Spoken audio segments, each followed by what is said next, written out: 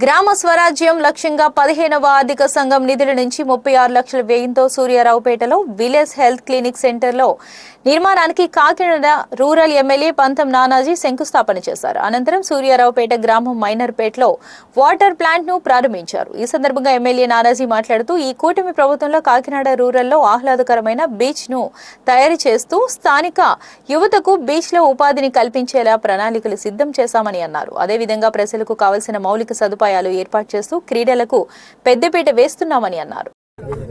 గ్రామ స్వరాజ్యం లక్ష్యంగా ఈ కూటమి ప్రభుత్వం చంద్రబాబు నాయుడు గారి యొక్క నాయకత్వాన్ని, పవన్ కళ్యాణ్ గారి సారథ్యంలో జరుగుతున్నటువంటి ఈ కూటమి ప్రభుత్వం నేను 100 రకాల ప్రామిసులు అయితే చేయలేదు, కానీ చెప్పిన ఒక ఊళ్ళోనే ఎన్ని వస్తాయి.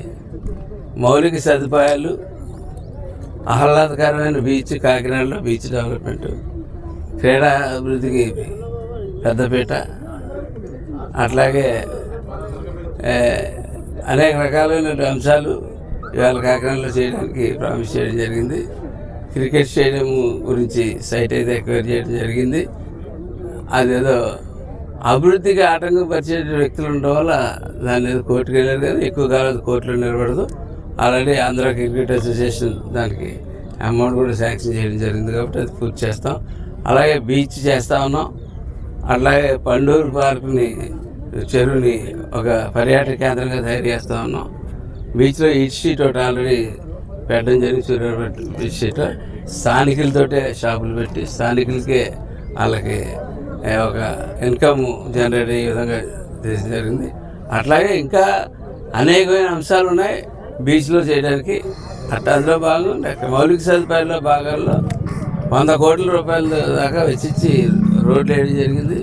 పశువులను కూడా పరిగణలోకి తీసుకుని పశువులు తాగునీరు తొట్లు కానీ, పశువులకి ఒక ఈ పాకలు కానీ అన్నీ కూడా తీసుకోవడం జరిగింది. అలాగే జలజీవన్ మిషన్ అసంపూర్ణంగా ఉన్న జలజీవన్ మిషన్కి తిరిగి పవన్ కళ్యాణ్ గారి నిధులు తీసుకొచ్చి జలజీవన్ మిషన్ పూర్తి చేయడం జరిగింది. అలాగే వాటర్ గ్రిడ్ ద్వారా ఈ తూర్పుగోదావరి జిల్లాకి, పాత ఉమ్మడి తూర్పుగోదావరి జిల్లాకి 1650 కోట్లు తీసుకొచ్చి అందులో 100 కోట్లు సరిసేపు కాకినాడ రోడ్లు కూడా తీసుకొచ్చి వాటర్ గ్రిడ్ ద్వారా ప్రతి ఇంటికి నీరిచ్చి, ప్రతి గ్రామానికి నీరిచ్చే కార్యక్రమంలో ఉన్నాం. అలాగే మౌలిక సదుపాయాల్లో భాగంగానే ఇవాళ ఈ హెల్త్ క్లినిక్లు ప్రతి గ్రామంలో ఇంచుమించుగా 2-3 గ్రామాలు కలిసి పూర్వం పిహెచ్సి సెంటర్స్ ఎలా ఉన్నాయో అట్లాగే హెల్త్ క్లినిక్లు కూడా పెట్టడం జరుగుతుంది. ఇందులో 15th ఫైనాన్స్లో 36 లక్షల రూపాయలు పెట్టి ఇవాళ ఇక్కడ సూర్యారావుపేట గ్రామంలో మనం ప్రారంభించుకుంటా ఉన్నాం. మనం ఇవాళ ఇది చాలా అనంతకాలంలోనే దగ్గరుండి దీన్ని పూర్తి చేసి ఎక్కడైనా చిన్నపాటి వైద్యం అవసరమైతే సూర్యారావుపేట మా ప్రజలు, ఎందుకంటే మా ప్రజలను ఎందుకంటా అంటే సూర్యారావుపేట నేను పూర్తి స్థాయి రాజకీయాల్లో దిగినప్పటి నుంచి, జనసేన పార్టీలో దిగినప్పటి నుంచి ఈ కూటమి జనసేన పార్టీని ఆదరిస్తూ వస్తుంది. సూర్యారావుపేట 2 ఎంపీటీసీలు ఇచ్చింది. ఈవేళ సర్పంచ్ నామినేషన్ వచ్చి నగ్గిన సర్పంచ్ని వాళ్ళు డిక్లేర్ చేసుకుని వెళ్ళిపోయారంటే ఆల్రెడీ మేము గతంలో సర్పంచ్ నగ్గినప్పటికీ రాత్రుల ప్రకారం లేదు తప్ప ప్రజల హృదయాల్లో అయితే మేము సర్పంచ్గా కూడా మేము ఈ గ్రామంలో నగ్గినటువంటి గ్రామం.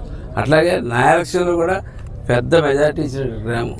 కాబట్టి దీని యొక్క మిగిలిన యొక్క హౌసింగ్ ప్రాబ్లమ్స్ కానీ, దీని యొక్క ఆరోగ్య యొక్క ప్రాబ్లమ్స్ కానీ, మంచినీటి ప్రాబ్లమ్స్ కానీ, ప్రతి ఒక్క ప్రాబ్లం, ముఖ్యంగా నేను శానిటేషన్ మీద మటుకు చాలా కఠినంగా ఉండదలుచుకున్నాను. నేను లాస్ట్ టైం వచ్చినప్పుడు చూసినాను, ఇప్పుడు చూస్తూ ఉన్నాను. శానిటేషన్ అయితే మటుకు ఈ గ్రామంలో సరిగ్గా జరగట్లేదు. నేను ఇదే ఆ నాయకులకు కానీ, ఎంప్లాయీస్ కానీ అందరికీ ఇదే ఆఖరి వారినిగా చెప్తా ఉన్నాను. ఈ గ్రామంలో శానిటేషన్ అత్యంత అవసరమైనటువంటి గ్రామం.